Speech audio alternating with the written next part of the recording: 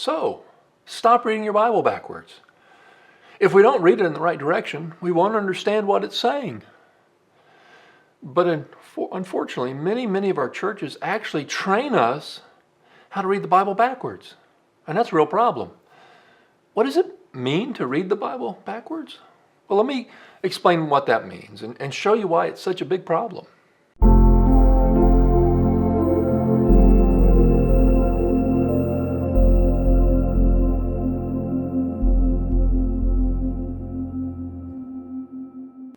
Perhaps you think reading the Bible backwards refers to how much time we spend in the New Testament and how little time we spend in the Old Testament.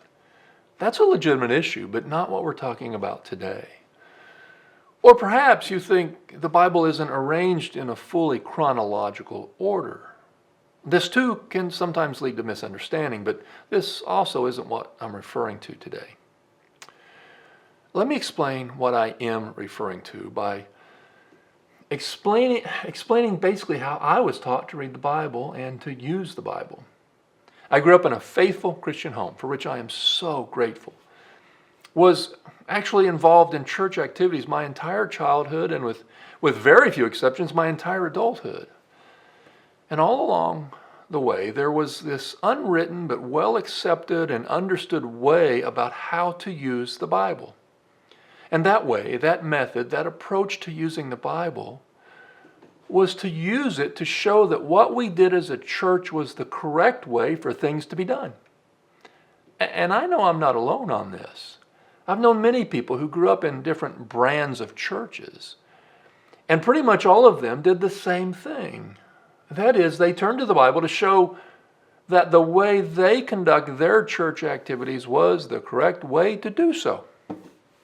And this is what I mean by reading the Bible backwards. That may not make sense to you yet, so let me explain a little further. Let me use an example or two to illustrate what I'm talking about. I grew up in a non-denominational church, and one of the things they were adamant about was not using instrumental music in their worship assemblies. And they turned to the Bible to justify this. Specifically, they turned to Colossians 3:16 and Ephesians 5:19. Those verses say we should address one another through, among other things, hymns and spiritual songs. And here comes the critical part. Making melody to the Lord with your heart, as it says. You see that? The melody comes from the heart, not from instruments. Right there it is in the Bible, case closed. On the other hand, the people that use instruments also turn to the Bible to justify doing so. They turn to the verses that talk about David playing his harp for the Lord. Psalm 33 and 98, among others, specifically say to make music to the Lord with the harp, to play it skillfully. So right there it is in the Bible. Checkmate, case closed, we win. Now let me just point something out here. You see, those that use Colossians and Ephesians not to have instruments are using those verses out of context. Both of those passages are not talking about the assembly of the saints. Both of those passages are actually talking about our daily walk as Christians. How we are to walk in purity and holiness in a world that's full of temptations and snares. And how we are to encourage and support one another with that walk, including, at times, encouraging one another with song. Those two passages very specifically say to sing to one another.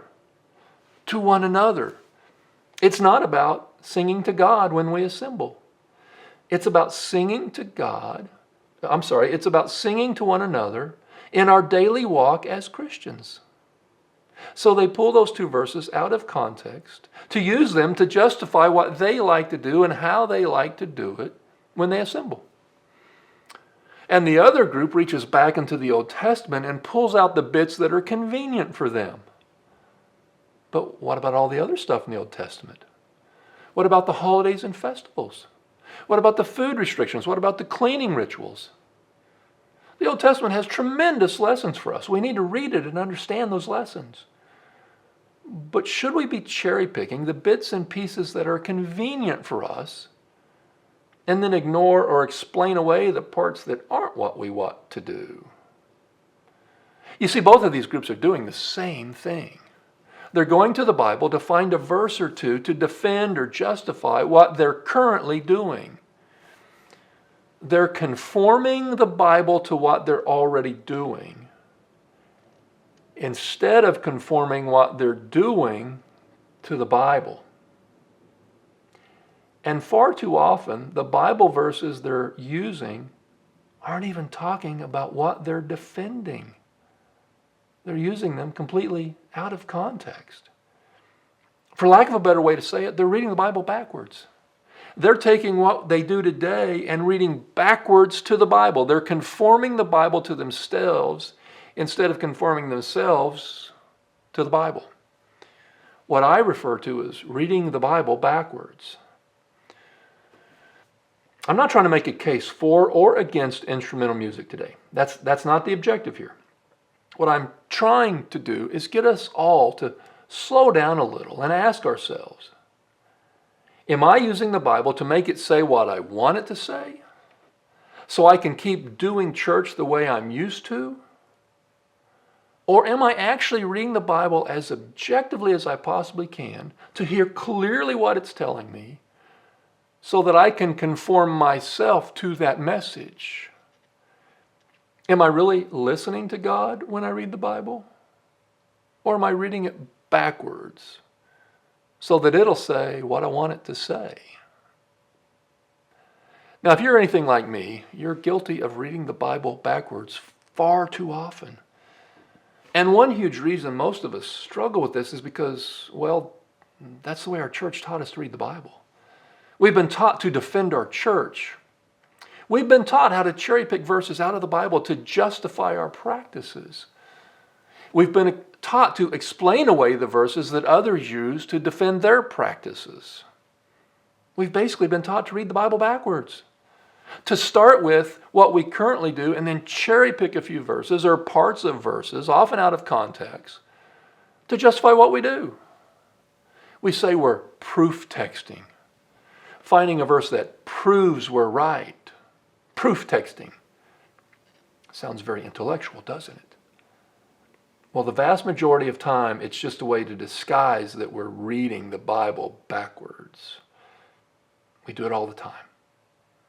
With instrumental music, like we just mentioned, with all those paid positions we've established in the church, all those various church hierarchies we've created, all those central governing bodies we've put in place, all these policy voting and election processes we've implemented, all of these fancy uniforms, costumes some people wear to show who's important and I guess who isn't. The list goes on and on.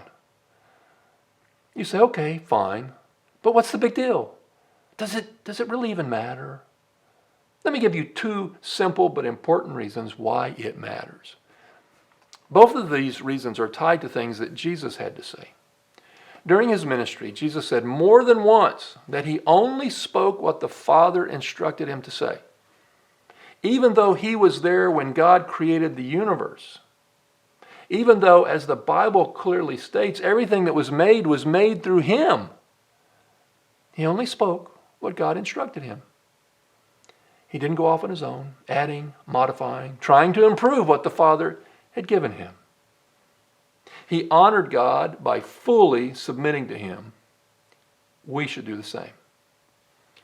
And secondly, Jesus prayed shortly before his arrest, trial, and execution that we as his followers would be so united that the world could not help but recognize that God sent him to the earth. But instead of showing how united we are, we beat each other over the head with the Bible, defending what our church does and condemning what the other church does. And 99% of the stuff we argue and point fingers about, truth be told, isn't even in the Bible. It's a bunch of stuff we've added. And now we read the Bible backwards to defend it. What a shame. What a pathetic way that we dishonor God. So yeah, reading the Bible backwards matters. And we've done it way too long. And we show little signs of stopping.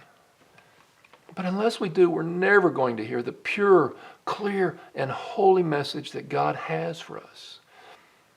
I'm trying to get better at not reading the Bible backwards, and I hope you'll join me. Thanks for listening. God bless you on your journey.